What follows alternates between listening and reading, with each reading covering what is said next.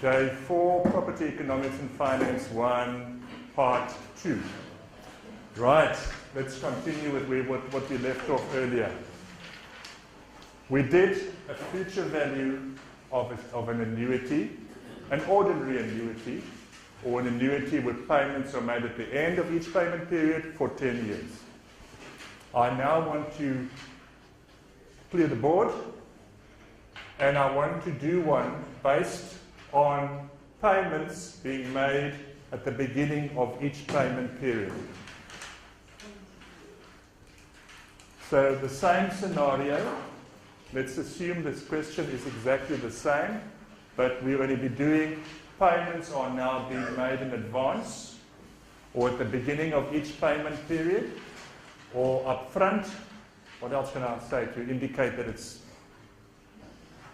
I've said in advance. That's it. All right. So the formula that we now use, it's very similar. It's, in fact, we start off with the same. It's 1 plus I to the power of n minus 1 over I times, this is what we add on, 1 plus I. There's the I, okay? So there's a slight change, there's an add-on. Why do we do that? What? Let me explain to you that it's this way. In this instance, where payments are made, each payment is made 1 month, or sorry, 1 year in this case, sooner. They are all made 1 year sooner. Because these are years. That payment is made at the end of the year. That payment is made at the beginning of the year. So every single payment here enjoys 1 extra term of interest. It's as simple as that. As easy as that. So in the calculation, we multiplied by 1 plus I, so that it earns, and every payment included in that calculation is now earning an extra interest, or 1 period worth of interest. That's all. Your formula page, which you will always have with you, has got that. Understand, the formula page is always there for your use. It's interpreting the question, identifying which formula to use, and to undertake it properly, correctly.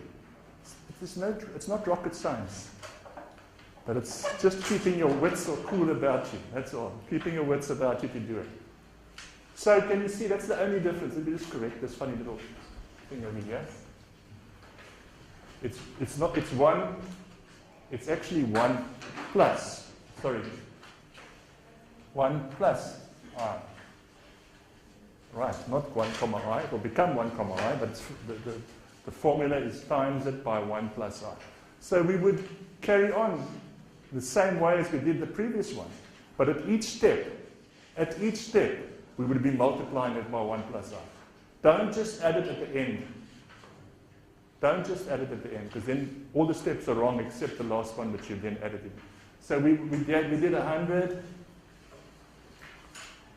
times 1 plus 0.12 to the power of 10 divided by 0.12 times it by 1 plus 0.12. 100 times 1.12 to the power of n over 0.12. Oh, of course. You see, I was waiting for you to tell me that. If the formula is minus 1, of course, minus 1 times 1.12. Sometimes when you stand too close to the board, you can't see the numbers anymore. I'm trying to cram it in so I can get the answer relatively high up on the board. 100. Sorry? Correct. Well done. I was waiting for you to tell me that too. I just said earlier, when you substitute all the way. You don't put an n instead of a 10. Thank you. Very good. Now we say 100 times 1 comma, what is 1.12 to the power of 10? 3,10. We had it just now. 3 comma 10. 58 48 208, minus 1 divided by 0.12, and then we say times 1.12. Every step, we don't leave out any part of that step. Sometimes I've seen students, they leave out 100 times that until every year. Those steps would mean nothing then. They're incomplete. So I can't give you a mark if you don't complete a step in full. And I tell you that in your instructions. But people don't read the instructions when they go. They want to be so keen to get it underway.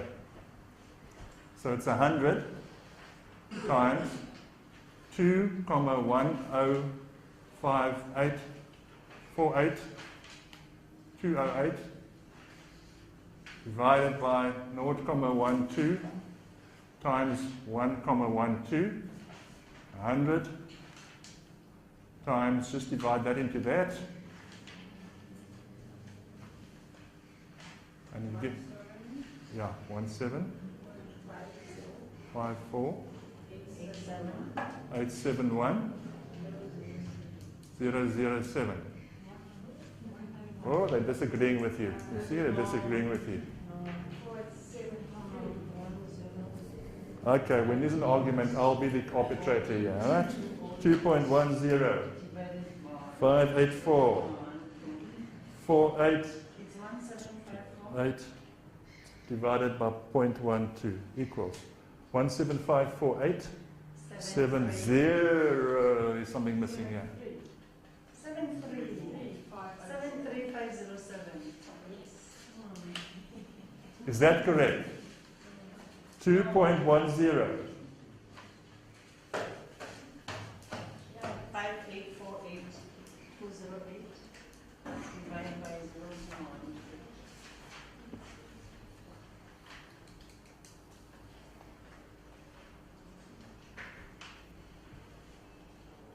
3507. Yes.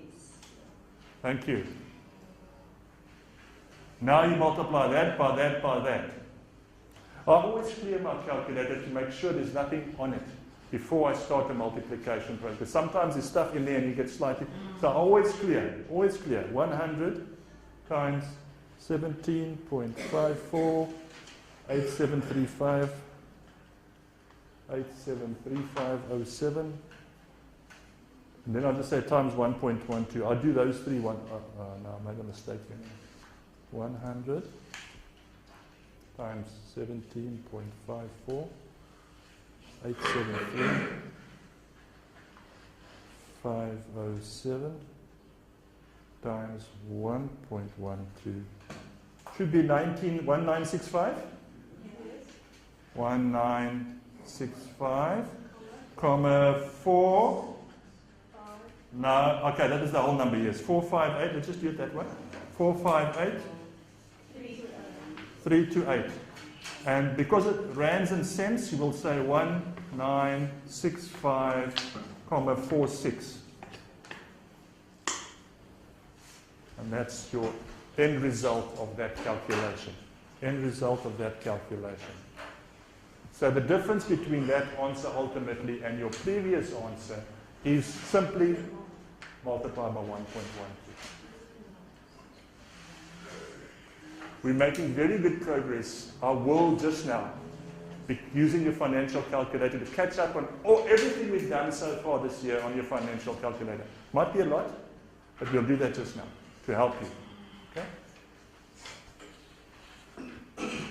Everybody up to speed. Michelle? On the calculator, you work that out, the second from the last number. You will not round it off. The 1965.4582. On the calculator, it shows 7. So do you round? Where does it say shifts? Where does it show 7? On the calculator. No, but at which point? 1 second. It says there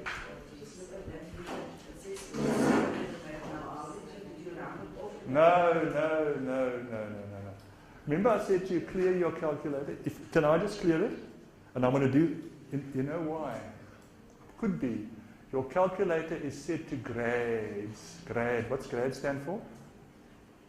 In small font, on the top of your calculator screen, you must have DEG. I've just changed it to DEG. I don't know if it's that reason. Now let me do the calculation now. 100 times 17.54, 873, 507 times 1.12. It's amazing. It's magic. There's an 8 now. You see, there's an 8 now. It could have been because of your setting. It's a good point that we picked it up.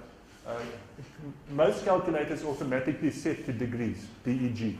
That's where I wanted to stay. If it changes, there's a DRG button. There's a DRG button which you can just press time and time again until you see DEG come. DRG, top row, right-hand side.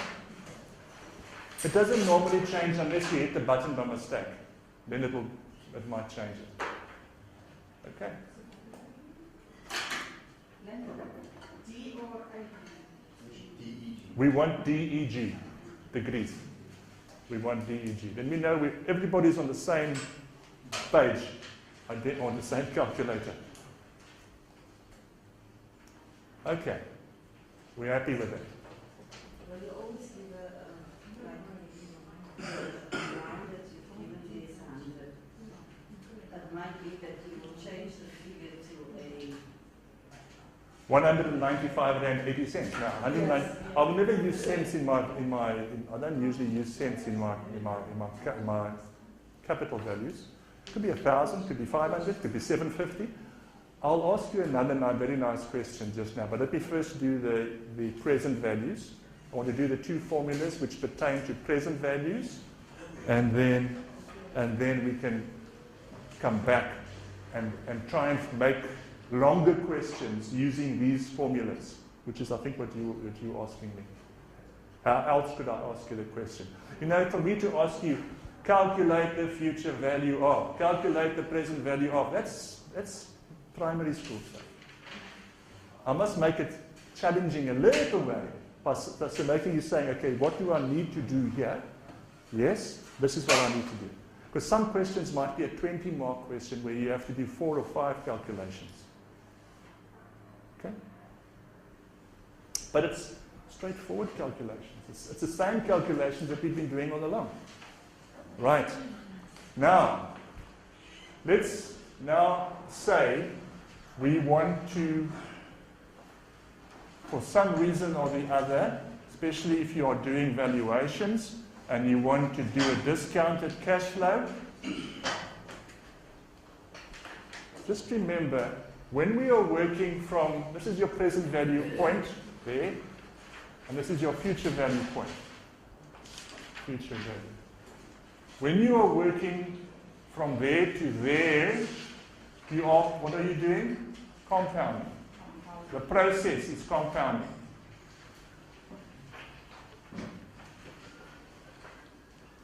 When you're working from there to there, the process is called discounting. So the word, if I use the word discount or compound, you must immediately realize that which way you know. Unless I say it's compound interest per annum, that's a different thing. That's just telling you that the interest is compound. But if the process is compounding or discounting, it means you're working to a future value or you're working from a future value to a present value. Here you have a future value, you're working to a present value. And there we're working from a present value, or we're determining the future value. If we had been working with lump sums, but in this case we are working with a series of payments. So we are still determining the future value, which we've completed. And now I want to show you how to determine the present value, how to do a discounted cash flow, which you would be using if you're a valuer for a commercial or income producing property. You'd be discounting, you usually discount the 1 year's rent, and you use the appropriate cap rate to determine the value of that property. And so often, my colleagues who do valuations, lectures, they say to me, Len, your ex-students do not know how to use your financial calculator. And I say, but I showed them. But they've forgotten. It's a year later or 2 years later. It happens.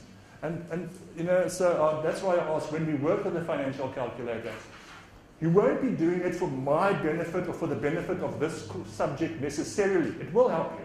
But the main objective is to be able to understand and to use that for your subsequent subjects as well. Back to the task at hand. Same scenario.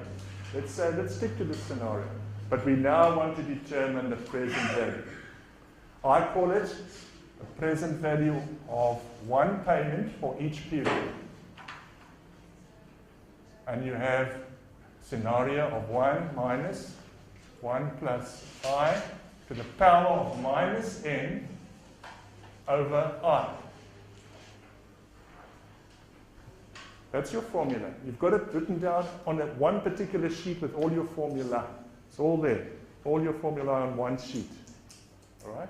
That's what we will use for this in this case. Now we are doing this one first. Payments are at the end of each year, so it's an ordinary annuity. Okay? So we know it's C times that. I'm going to go jump straight to the, so I can have enough space. It's 100 times 1 minus 1 plus 0.12 to the power of minus 10. Divide that by 0.12. 100 times 1 minus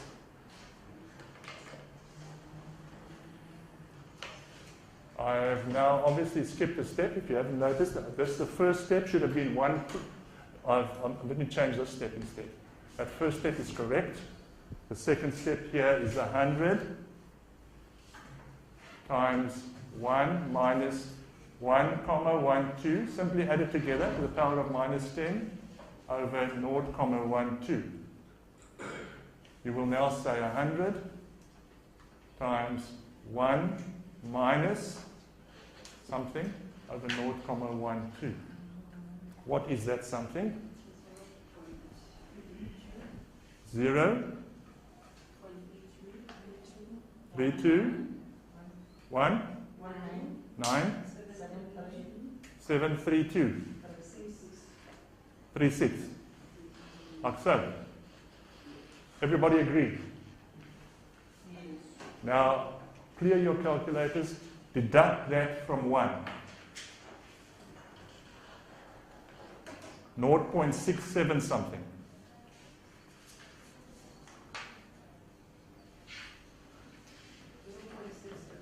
Yes? 8026. 764.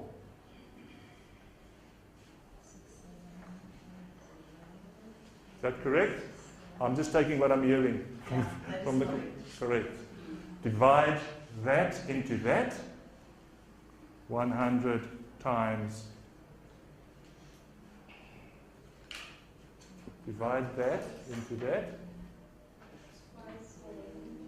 5.65 022 3033, like so. Now I don't need a calculator to multiply that by 100, neither should you. 565,02. If after I've rounded, I'm rounding automatically. Correct?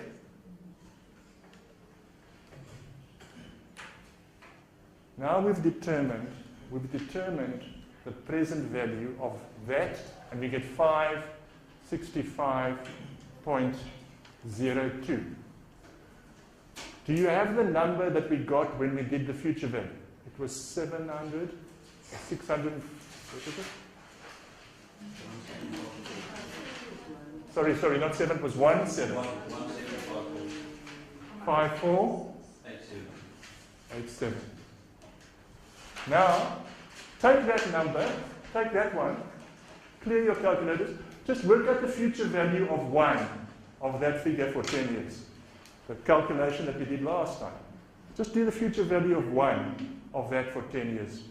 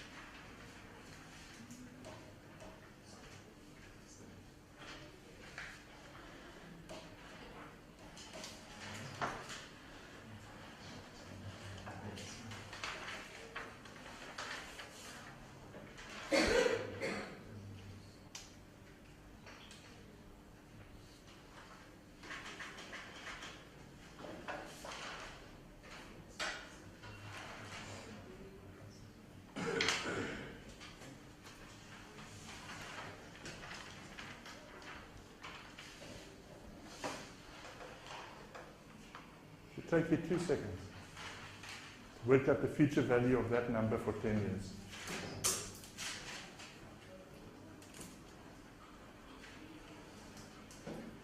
While you're doing that, let me just carry on telling you that you should get this figure.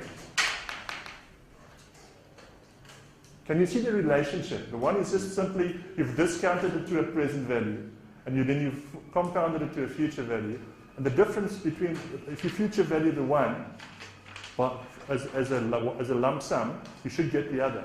And if you discount that, by 10 years, you'll get back to that number. Okay? That's just a little bit of useless information for you. Okay? To help understand the concept of time value of money.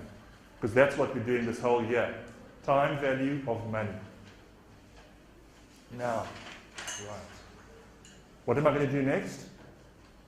Same when payments are made in advance. Payments are made in advance. Now, dare I do something now that you are not supposed to do in your assignments? Shall I just use the same one and multiply it by 1 plus 1, 2? Just to save a bit of time.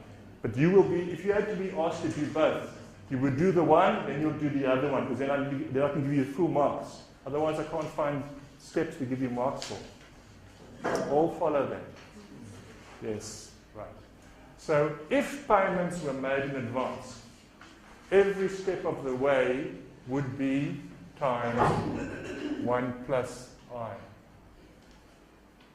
times 1, 1, 2 times 1, 1, 2 times 1, 1, 2 times 1, 1, 2 times 1, 1, 2 equals, you'd get a different answer now. You just get 1, 1, 2 more than that.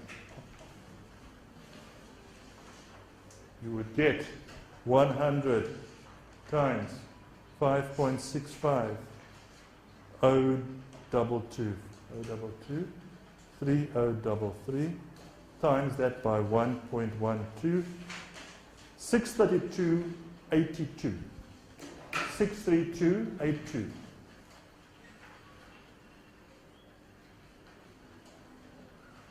If payments were to be made in advance, all your payments would have earned an extra 1 year's interest, and you would then get that as your present value instead of that.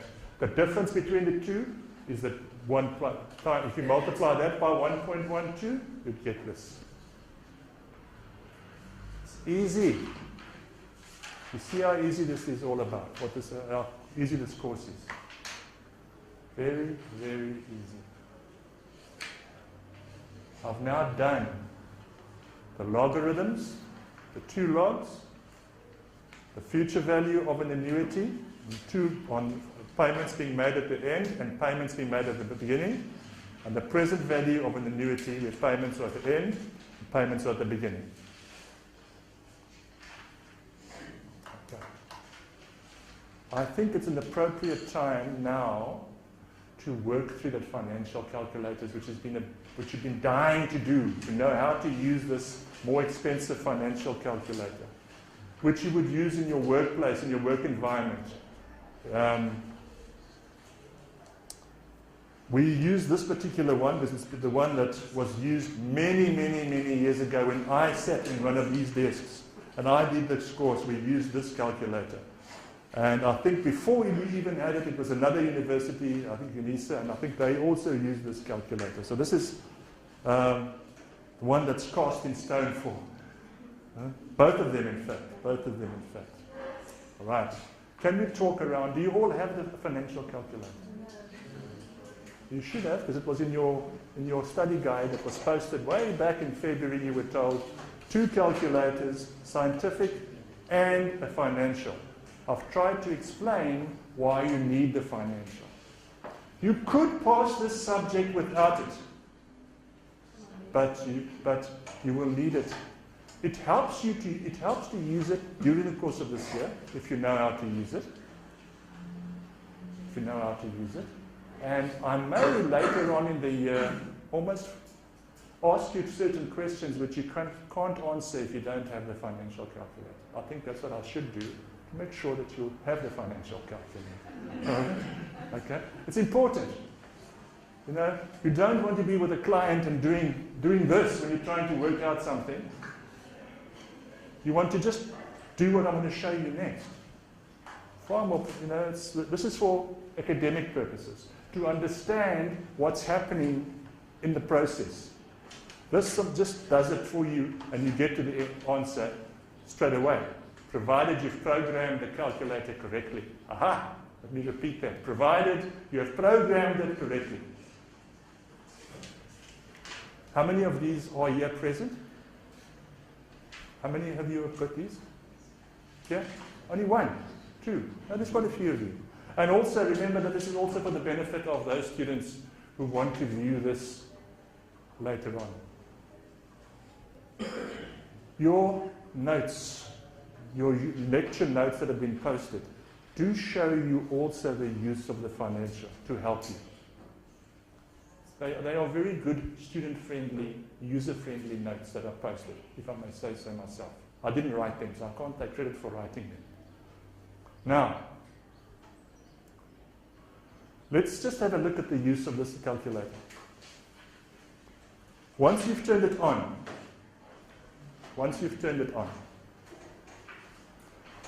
because I am so pedantic, if you wish, on all my decimals, I make sure my reading is 9 decimals. Most of you will have 2 decimals. So may I suggest we can change it all to 9 decimals. How to do that? We're going to use the normal applications plus the orange applications, which is your second function. Not the blue applications. That's for different type of calculations. That's for statistics or something. It's not for our use. We use the orange applications on the calculator. So if you press the shift key, which is the orange, half black key with a downward arrow, that's your shift, also known as your second function key. Shift, display, which is along the bottom row, second from right, display, and then 9. What happens? 9 decimals pop up. But I can only talk to those of you who've got the calculator. That's correct. Now leave it like that. It won't change. It will only change when you change it again. Use it for the purpose of this course. Use all the 9 decimals after the point.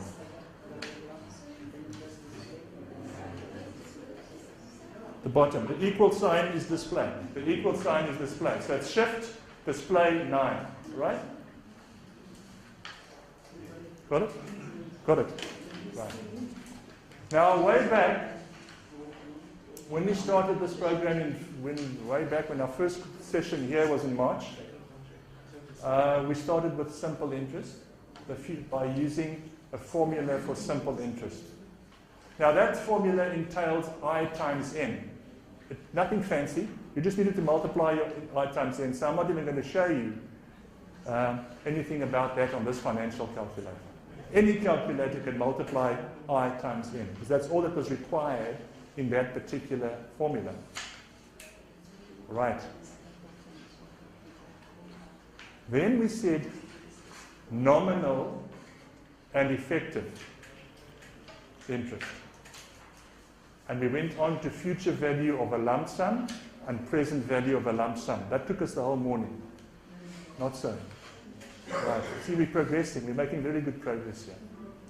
Now, let me start off by working with the future value and present values of lump sums. You understand lump sums? A one-off figure, a one-off amount, not a series of payments.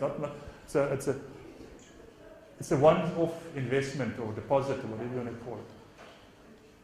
So the most important thing with your financial calculator is to tell it, am I working with annual payments or annual interest rates, or half-yearly, or quarterly, or monthly? Because that's the 4 scenarios that we use for this course. It's what you get told in the question, or you could interpret the question to understand how are you applying it. Right. If you should press Shift, follow release, and followed by clear all, just below it. Shift, release, and then clear all. Your screen will have showed you something.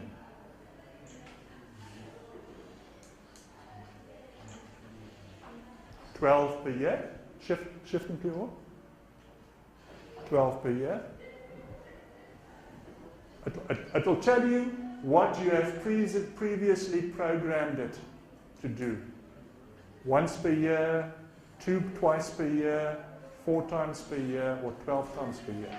If it's annually, if your interest periods or your payment periods, which must be the same anyway, is annually, you want 1 payment period per year. So by pressing 1, release, and followed by Shift, release, and then press your per year, which is your payment key. You'll see in smaller font in orange, it says per year, right? Once you've done that, and you say, and then you follow that by saying Shift and clear all, you should then have 1 per year on your screen. No. Okay? Those of you who have got it, you got that. Now, the top row there, PMT. Below it, it says per year in smaller font. So we are using the second function. So we're using the orange. What is? No. Release is lift your finger. Release is lift your finger. There's no release key. I'm just saying, some people want to press them together. That's why I said press the 1, then release, then, sorry. No, that's fine. That's perfect. Now you've got 1 per year. Let's do I've taken them off the board now.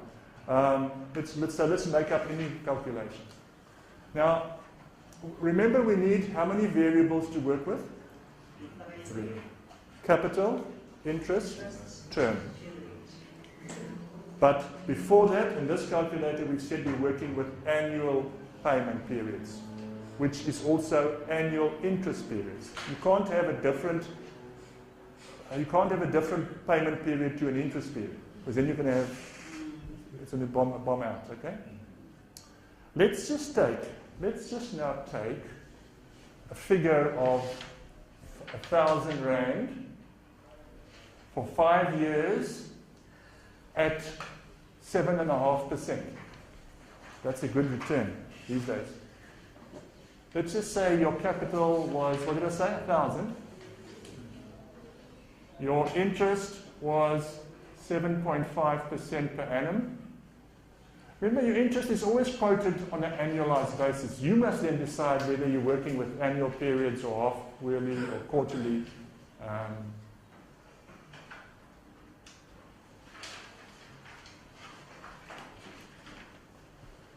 Right. So we have the 3 variables: capital, interest, term. You set your calculator to 1 per year. Now, you do the following. The following are the entries. The 1 per year doesn't go away until you change it, even if you turn your calculator off. Okay? 1,000 is my present value. Top row, PV. Top row, PV, present value. 7.5, shift, nominal percentage, which is your interest key, interest per year key. Okay? I'll explain to you later. All right? If you don't mind, I'll come back to Y shift. In nominal interest key. We're working with a second function, and that's your nominal interest. And then 5 shift N, which is your X. I deliberately avoid using the X per year because I'll talk about per year, and students get confused between the two. So I'll say N, which is the big, the white in white, N. Top left button, the top row, left-hand side button. So we've keyed in the variables.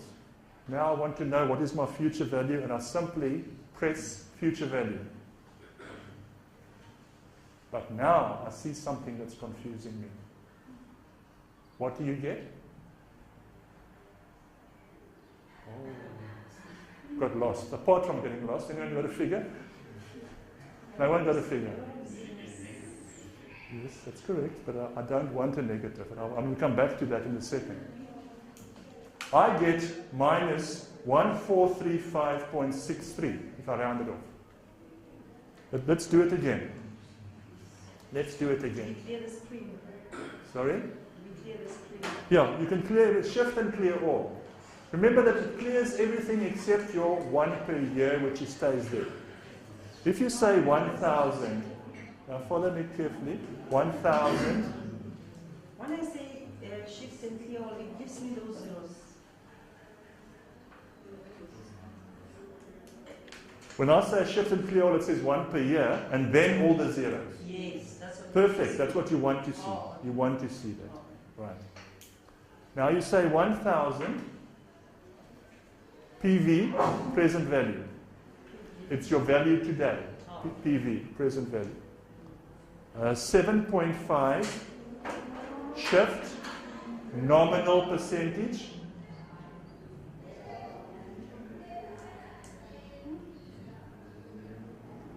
Five shift N, future value. What's the nominal percentage? It's your interest button, your top row, second from right, from left. Top row, second from left, your other left. Okay, mine is only that the percentage. Yours can't be different to mine. If you've got the same calculator, we are exactly the same. Second row, top row, second from left.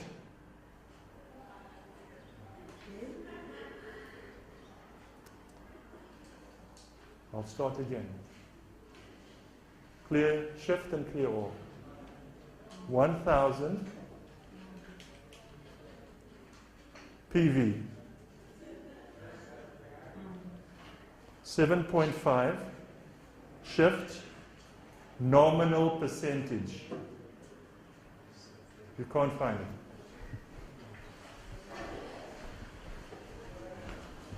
What does it say there? I was looking at this one, sorry. I said top row, second from left, right? Yes. Now, I don't know if I've kicked it right, never mind. You see now, I'm going to start again. 1,000 PV, 7.5 shift, nominal percentage. 5, the term, 5 shift N. Got that? Future value. Just press future value, because that's what you want trying to determine. Okay, yes. What do you get? 1 minus 12. What? 1 minus 12. I'm sorry, that's not what I got. Minus what? Minus 1435.63. Sit next to someone that's got a similar calculator that can work with you. Or if you don't, if you wish. 1435 negative. I don't like seeing a negative on my screen. It makes me think I've made an error. This calculator cannot work with two negatives or two positives, for those of you who have used an HB. So the one, if you key in a positive, your answer will be a negative. If you key in a negative, your answer will be a positive. So the way I try to explain is, if you are depositing in an amount of money, you are paying it out. Taking it out of your wallet, or writing a check, or doing an EFT. It's coming out of your account. So see that as a negative. Let's start again then. 1,000 plus minus, which is on your left-hand row, is a plus minus. Now it becomes a negative 1,000. PV. 7.5 shift nominal percentage. 5 shift N. Future value.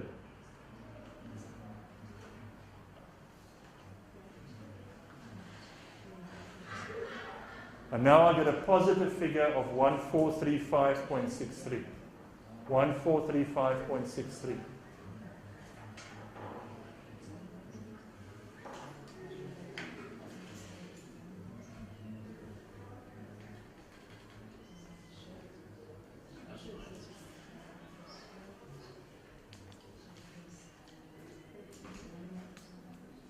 Yes?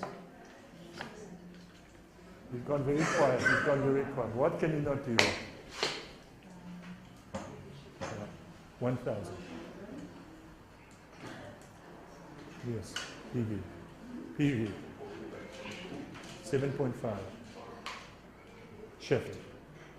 Nominal percentage. No, that's not your nominal percentage. That's your nominal percentage. Read what's on the screen. I'll start again. Start again. Yeah, okay, you didn't press. Okay. 5. Shift N. N. Future value. Always works when I get close. Always works. Never fails. All right. How many are there again? 1, 2, 3, 4, 5, 6. It's relatively few. I think we're going to have to revisit this, and I want to ask that you all bring your financial calculators next time. You can't do it without having it, without practicing it. Okay? But I just want to cover what we've done up to today, and we can repeat it again in future. Present value of 1. Let's do the present value of 1. It's the process. I'll call it in reverse. Now, but I keep on wanting to enter my first value as a negative so that my answer is a positive figure. I always want to see a positive answer on my screen. Now, we had this figure, we had this answer here on your financial calculator. We got to 1435.63. Rounded. That was the figure I got on my calculator afterwards. Right? You see, it actually takes you a second once you know what you're doing. And once you've done your other calculation using the scientific method, you can just quickly check if the answers are correct. And you know your answers are correct. What you don't know is whether you've done the correct formula, whether you've decided on chosen the correct formula. But you should know that as well. It shouldn't be that. So let me take now the future value, and we're going to work the present value. Now we've got the numbers on the board, so we know what we need to arrive at. So I take 1435.63. Now remember, I'm rounding now. This was 62 something. And I'll say plus minus, and I'll key it in as a future value this time. That's what it is, a future value. My interest rate is 7.5. Shift nominal percentage, and 5 is the term shift N. And if I say, what is my present value? PV? PV? 1,000 rand. Yes? Pretty straightforward. Your notes do help you as well when you're on your own. You can use your notes to work it back and forth. But that's straightforward. That's a lump sum. It's a lump sum on an annual interest rate. It's the simplest one that you can ever get. You don't have to divide or multiply or anything. It says there. It's per annum. What if it was per month? What if the same was based on a monthly interest rate? When we did the scientific method, we had to divide your 7.5, divided by 100, divide by 12, and then you get 0.006 or something like that. Okay? 0.006 something. 0.00625 or 006, anyway, whatever it might be. We don't do that, sorry? It's 00625. You see? I can do that. I can do that. Now, what I want to say to you is, for this financial calculator, you don't do that. The calculator does it for you if you tell it that you are now working with months. If you are working with a monthly interest rate, how many months or interest periods are there in a year? 12. So you need to set your calculator to 12 periods per year. 12 interest periods per year, no longer one. So we say the following. No, not shift. Stop, wait. Don't jump the gun. It's not shift. It's 12. Shift per year, which is your payment key, the one that you always want to go to. Now go to that button. Now go to the button. Per year. That's the one. Don't hover, just press. 12 shift per year. Now if you say shift and clear all, you see 12 per year on your screen. Wonderful. All of you. No. 12, listen to me. 12 shift per year, which is your payment key. It also says per year on it. Try again. Shift and clear all.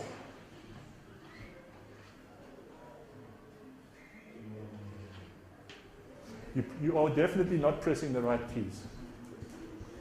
12 shift per year. That's the wrong key. There's the per year key. Now shift and clear all. But I also see something that I want to get. You mustn't have anything on your screen. You mustn't have that. There's red, and blue.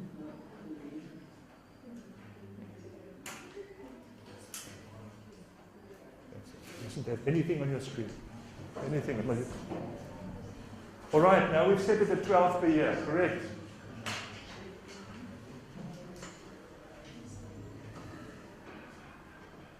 Everybody's calculator set to 12 per year? Let's do this calculation again. We now are working out the future value. So your 1,000 is the present value. So it's 1,000 plus minus, let's change it to a negative. PV 7.5 shift nominal percentage. 5 shift N, and then future value.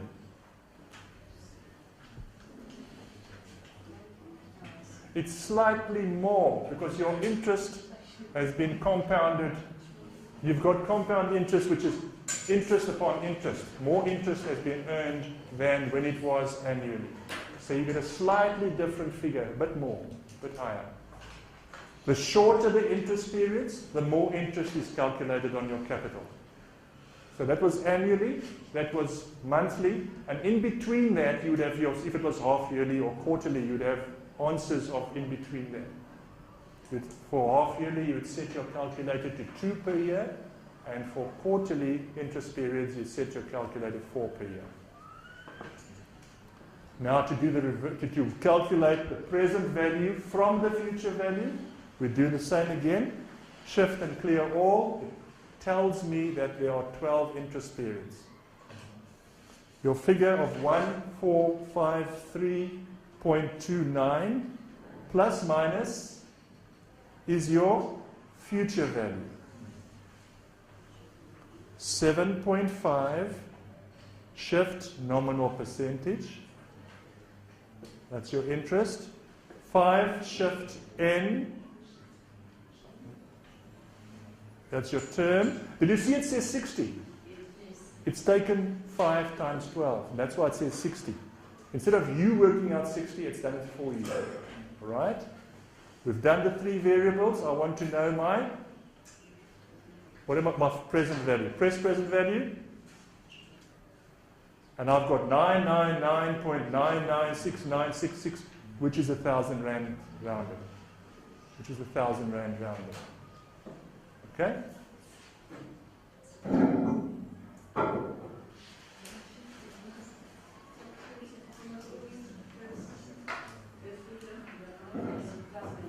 To make it a negative. That's the way I do it, and it works perfectly every time. So it works perfectly every time. All right. Wonderful. That's easy to work with lump sums. Did we do everything now that we did in the first? No, we didn't do it yet. I was going to show you something. I want to show you how the difference between nominal interest and effective interest. We did that on the formulas last time. We did the formulas. How to work out the effective interest rate. It differs. It depends on the difference. Will only let me start again. There will only be a difference when your interest periods are shorter than a year. The effective will only differ from the nominal when there is more than one interest period in a year. So if it was 1 per year, if it was annualized at interest rate of 12% per year, let's say, the nominal and the effective would be the same. Let's say we are working with interest is compounded half yearly.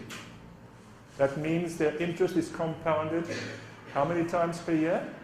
Twice. So we need to set our calculator to 2 per year. It's simply 2 shift per year. Shift and clear all, and you get 2 per year. Now we say, if the nominal interest rate is 12%, we say 12 shift nominal interest. What is my effective? Simply say shift. Effective is the button next to your nominal interest one. 12.36. See how easy it is. See how easy it is. 12.36. That's what we got when we did the calculation last time. We did all those calculations of determining the effective interest rate. Okay? So we've done future value, we've done present value of lump sums, we've done the effective interest rate. I know it's rushed, and I know we're just doing it once off. And if you don't have the calculator, there's little chance of you remembering to do it, how to do it later on. But we'll cover it again. It's so important. We have to cover it until it becomes second nature to do it. If you pick up that calculator, your fingers must just go through your, press your button straight away. Okay. Now, this morning, let's get to where we were earlier this morning. We started using logs. This calculator doesn't even have logs on it. There's no log function on this calculator. But it's a clever calculator. It's a financial calculator. Let's again go to 1 per year. I want you to keep on changing it so that you remember how to change your 1 shift per year, followed by shift and clear all to make sure that it is taken, that you've done it correctly. Get 1 per year. Now remember, when we did logs this morning, we had CIN, any numbers. I started with a present value of 1,000. I think we went to a future value of 3,000. We just draw a line here to separate that from that. 3,000. We said, I think we said 12% firstly per annum, and we did not know the N. We did not know the N. Now you've all got that because you worked it out this morning, so let's just check. Let's just check that we didn't go wrong anywhere. 1 per year, that's what we were working with, at full years. Interest was compounded annually. So, we do not know the N. So we will not be programming the N or telling the N. We will not be keying in an N. N will be the answer. We do have a present value and we have a future value. So key in the present value is a negative and the future value is a positive. So 1,000 plus minus present value. Okay? 3,000 future value. Positive. We can key in one more variable. Interest. 12. Shift nominal percentage. We've keyed into our 3 variables. We want to know the term, the N. Press the N. Check your answers of this morning. No. It has to be 9.6N, 9.69. 9.69.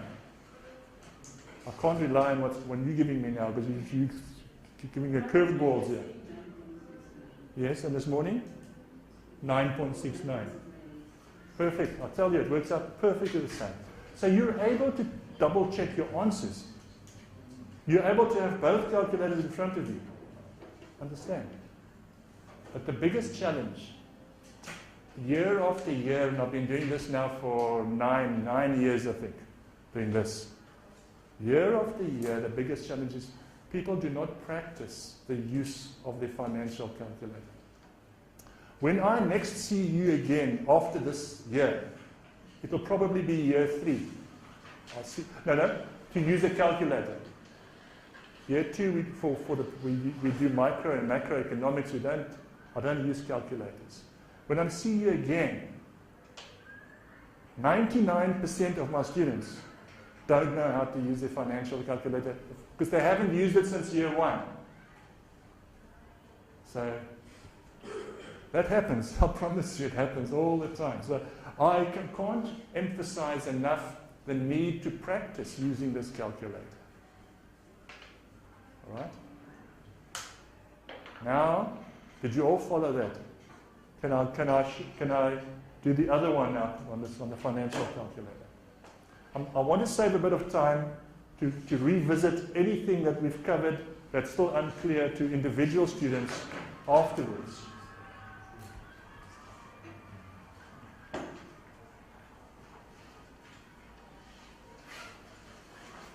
Remember, I've rounded the period to 9.69 years. There were quite a few more decimals. The answer can be rounded to 2 decimal places.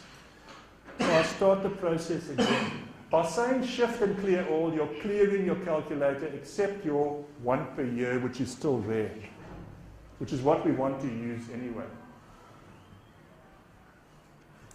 1,000 plus minus is my PV, present value. 3,000 is my future value. Now, I don't have an interest rate, but I've got a term.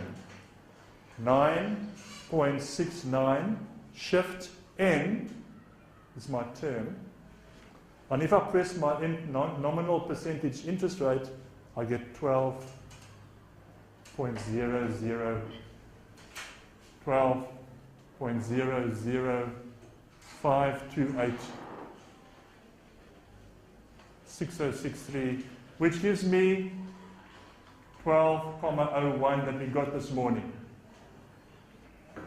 which fits in there. And the only reason we got the 0.01 is because we rounded it off. It's the only reason we rounded it off. We got that. That was the logs calculations we used logs for, to work out the N or to work out the I. And you all remember that still? It's only about 2 hours ago. Now, we moved on to annuities. We moved on to a series of payments. We're going to introduce another button on your financial calculator, because now we aren't dealing with a present value or future value. We are dealing with a payment. Remember that I had all the P's on the board, the 100 rands, the payment. Now, I can't remember that particular one. Okay, so again, let's see if I can. We were dealing with annual payments, once per year, correct? So we need 1 per year on your financial calculator, which mine still is at. Press shift and clear all, tells me 1 per year. I'm happy with that. Now, if I recall correctly, it was 100 rand plus minus, because I want the positive answer. That 100 rand is not a present value anymore. Remember, it's not a lump sum. It's a payment. It's a payment. There's a payment key there. Enter it into your payment key. Right? It was 10 years. 10 shift N. 10 shift N. What was the interest rate? 12%. 12. 12 shift nominal percentage. 12 shift nominal percentage. I've entered my 3 variables. I am determining my future value. So I simply press the future value button. What was the number this morning? Please don't tell me it was different.